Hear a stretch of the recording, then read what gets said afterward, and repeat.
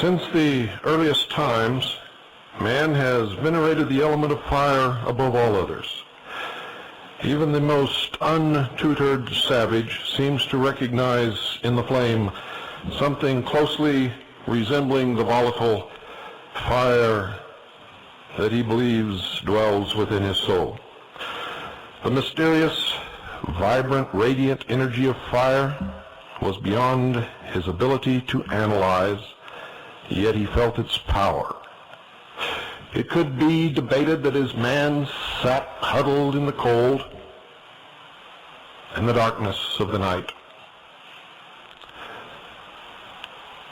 watching as lightning struck a tree and the tree burst into flames, that man in his primitive form believed that he saw the presence of God.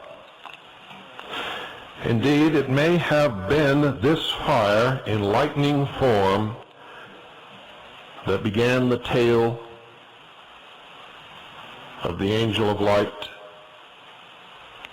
flung to the earth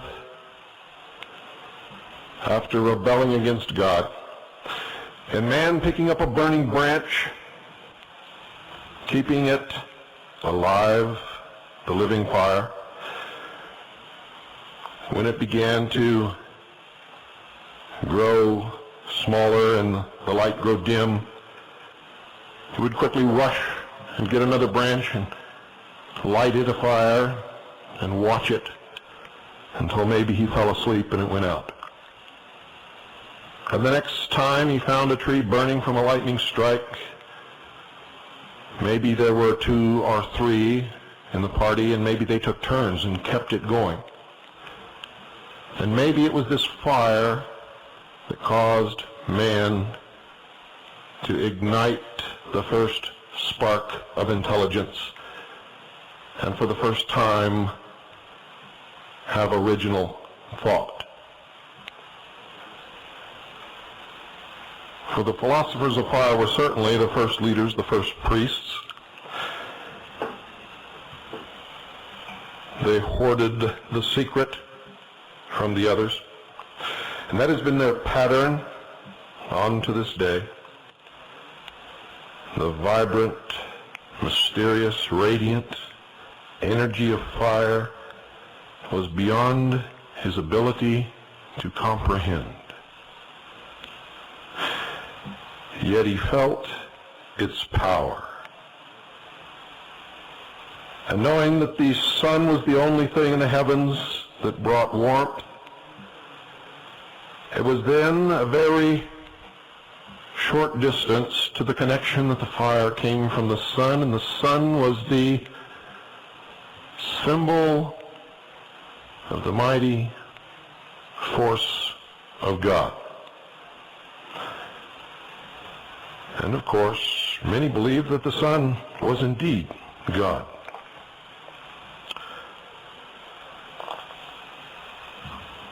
The fact that during thunderstorms, fire descended in mighty bolts from heaven, felling trees and otherwise dealing destruction, caused the primordial human being to recognize in its fury the anger of God. Later, when man personified the elements and created the multitudinous pantheons which now exist and have existed throughout history, he placed in the hand of his supreme deity the torch, the thunderbolt, or the flaming sword, and upon his head a crown, its gilded points symbolizing the flaming rays of the sun, and all crowns on all of the heads of kings and emperors and mighty sultans have been the symbols of the rays of the sun. The mighty Zeus, who dwelt upon Mount Olympus and was the patriarch of the gods, held in his hand a bolt of lightning. Mystics have traced sun worship back to early Lemuria and fire worship to the origin of the human race. In fact, the element of fire controls to a certain degree both the plant and the animal kingdoms, and is the only element which can subjugate the metals. And, indeed, without the sun there would be no life on this planet.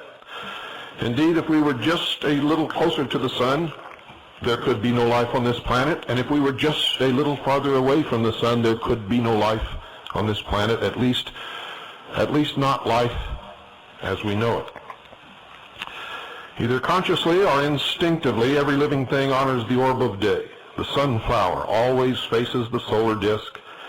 The Atlanteans were sun worshippers, they say in the legends of Atlantis, while the American Indians are remnants, at least, of the earlier Atlantean people, they say in the mysteries, still regard the sun as the proxy of the supreme light giver.